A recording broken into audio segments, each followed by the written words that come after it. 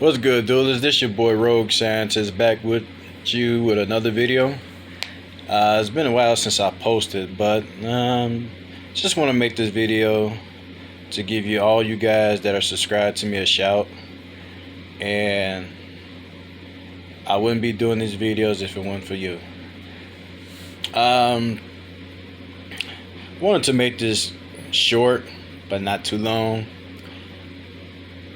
Just came up with some type of weird idea. As you all saw my deck profile of Live Twins and the changes I made, and also next Wednesday is the TCG release of Brothers of Legend, so I will be putting in the plasma package in my Live Twin.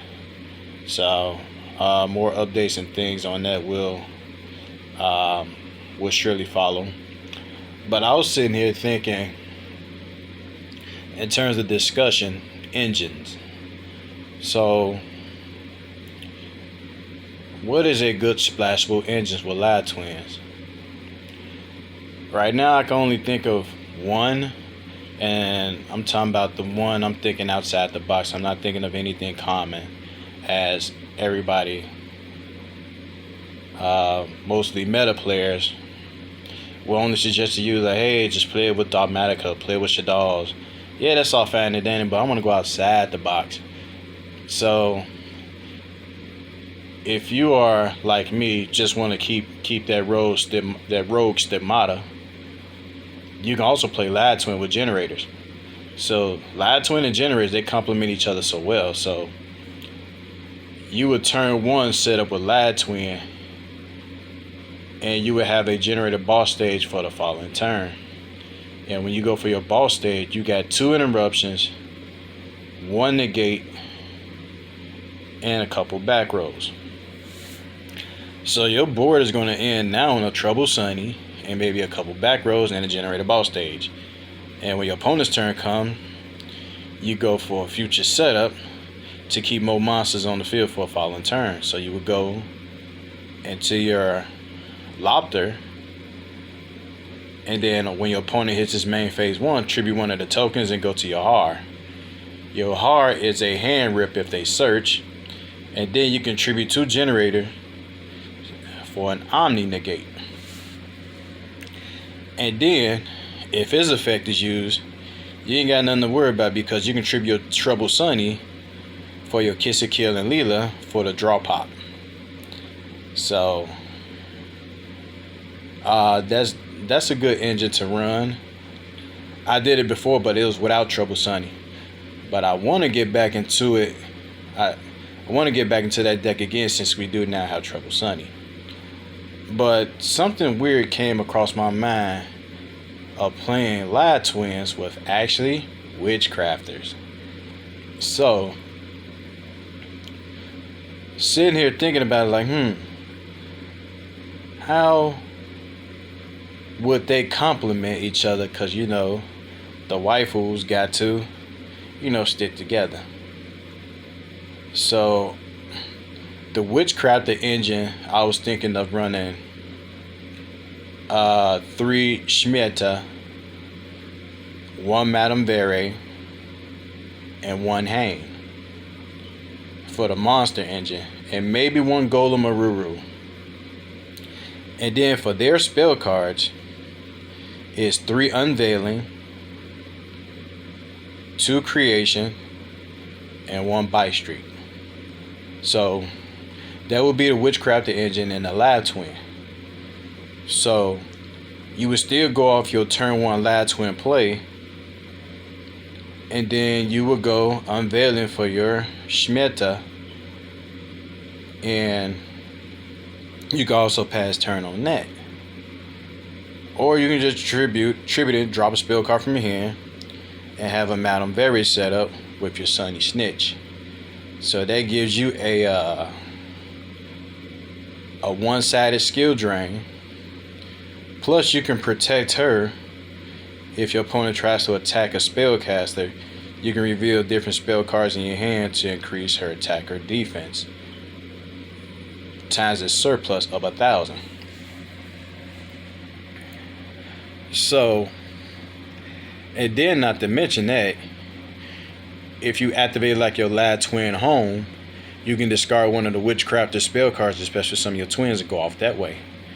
And then during the end phase, you've got a Witchcraft on the field, which for your Lad Twin, you get the spell cards out the graveyard to your hand. Or, in this case, buy street on the field. So the reason why I say buy street, because it's a continuous spell card deck, comes on the field. And the reason why I like that ratio, because Shemitah, once it's banished, she lets you dump a Witchcrafter card to the graveyard, whether it be a monster or the spell cards. I'm usually going for the spell cards. So it's a small idea, but I don't know the likability of it being competitive, but I would like to test it out, because that's what this channel is all about. I test stuff. If it fails, back to the drawing board. That's what I do. I don't care about winning. I don't care about losing. If it top, it top. If it don't, it don't. You know my motto. So that's what I'm planning on doing. Mixing Lad Twin with Witchcrafters. So the engine of the Witchcraft, as I mentioned, 3 Shemitah, 1 Madame Vere, 1 Hane, and 1 Golem Aruru. Spell cards, 3 Unveiling, 2 Creation, 1 Buy Street. But I may change the Creation. Instead of running Creation, I may run 1 Creation and 1 Holiday. So the lineup would be 3 Unveiling, 1 Creation, 1 Holiday, and 1 Buy Street. And those cards are recyclable. So that'll make quick searches for your dumps with Shemitah, and you get them back in your hand. And you can easily search them out with like Patronus. That's if I want to run it, but I doubt it if I'm going to run Patronus. But Patronus lets you spin a Witchcrafter if it's face up on the field continuous. Lets you spin back a spellcaster into your deck, and it lets you search a Witchcrafter spell from your deck to your hand. Plus, if it's in the graveyard, you can add your Witchcrafter spell cards that are banished with different names to your hand. But you're mostly for the continuous effect to spin a spellcaster from the field or graveyard back into the deck to get a Witchcrafter spell search. That's all. So, tell me what you guys think of Lad Twins joining forces with Witchcrafters. And if you want to see a deck list, tips, and combos on that, just post them down in the comments section, and we'll make it happen. And so that you can see the deck count and the ratios if you want to incorporate this engine and try it out yourself. You'd be like, that sounds like a good idea, but it ain't be good for competitive. I don't care about all that. I just care about what works and what don't work. And this is like a learning leap for me in terms of how to incorporate good IQ plays, and as well as coming up strategies, not only just mixing engines together that may seem out of the norm and people ain't even thought about just yet, but it also helps me better my strategies in the competitive field. So if I decide to play competitive, I can, no hesitation. Just let me know what you guys think on. Do you think Lad Twins would complement Witchcrafters to a certain degree? Me, I say they will. But everybody has their opinions. And especially you meta players, you always have opinions.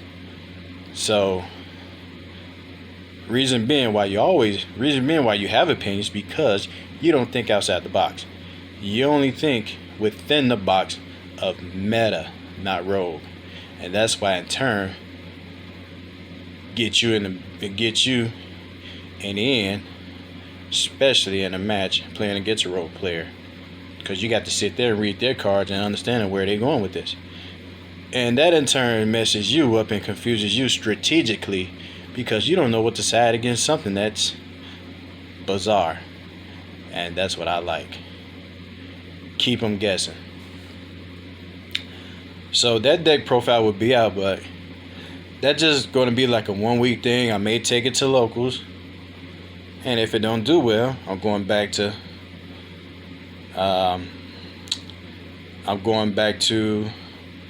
just Lad Twin only. I did the Lad Twin generator. It worked good before Trouble Sunny came out. And now that I got Trouble Sunny, I'm curious to see how well it do this time with 2+ interruptions and 1 negate.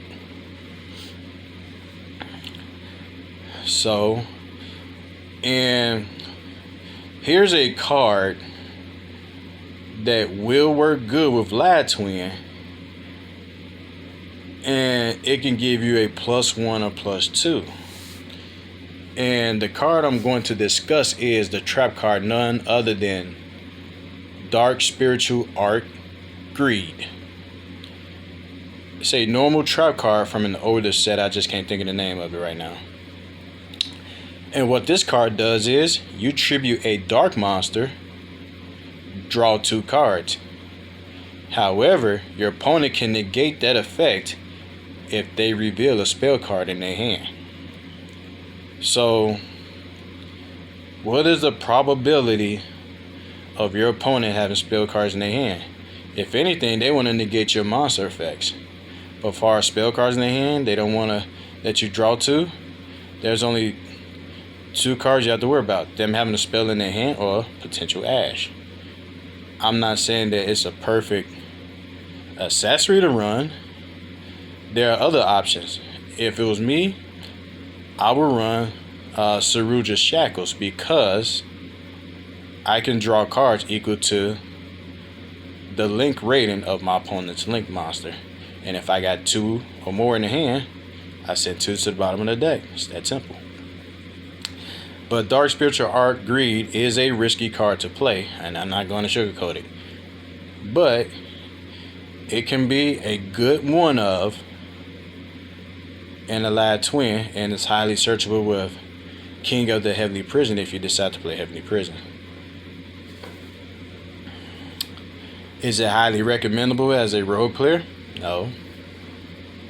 You can play it in just for shits and giggles because it's a potential draw 2 card. Now you gotta sit there, bite your nails, and think that my opponent either gonna reveal a spell card in his hand or he's gonna Ash. One of the two.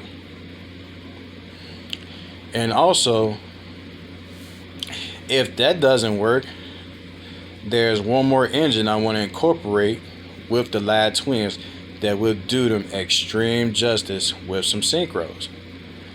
And that engine is Fables. So Fables got good synergy in terms of searching, and they special summon if they are discarded. So you can use the Fable engine for your synchro plays. And it doesn't lock Fables, or it doesn't have any effect on Fables because the regular Fables are Fiend and also Beast. So if you go into your Lad Twin combo first, that locks you into Fiends, guess what? Fables don't care. You can synchro summon a Fiend monster and just pass on that. You go into your Fable Roggen. If you got no cards in your hand, you draw till you have 2. And then the new one is, I think you can draw till you have 3, I believe. But your opponent can negate it if they discard a card. However, if they discard a monster in their graveyard, you get to special summon it to your field. So guess what? It sets you up for potential pluses and link climbs. That way, you ain't got to run all your resources out. So you can go into your Nightmare engine, your Lad Twin engine, since they're mostly Fiends, or it can set you up for that Link 5 Fiend monster.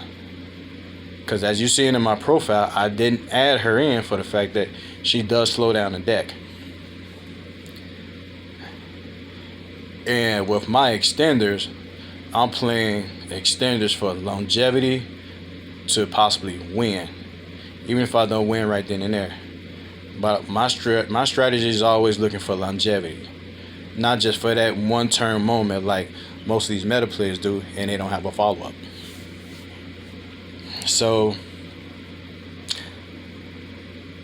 I'm going to be doing some experimenting over this month, and I'm eager to take you guys along for the ride. So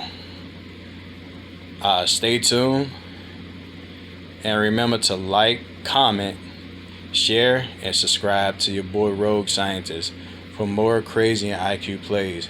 And if you got any questions concerning anything, any deck, feel free to reach out to me. And if you're also looking for me on Dueling Book, I will post my Dueling Book tag so that you can interact with the Rogue Scientist online. Even though I don't be on online that much, but if you reach out to me willing to duel, I won't hesitate to get behind the computer and do so. I do this channel for you. You requested it, and I'm doing the best to deliver underground, high IQ content. So just stay tuned with these crazy deck ideas, because I have plenty of them to come. I got plenty to build and plenty to research, and I'm looking at some crazy meta deck builds that got some insane boards, and I'm willing to do my best to break them. Yes, I don't watch just to copy decks. I watch the popular channels, see what the end boards look like, so I can use my methods to break them if I ever encounter them. That's the way I play. Alright, duelists and duelettes, catch you guys later. Stay dueling, be safe, God bless. Signing off.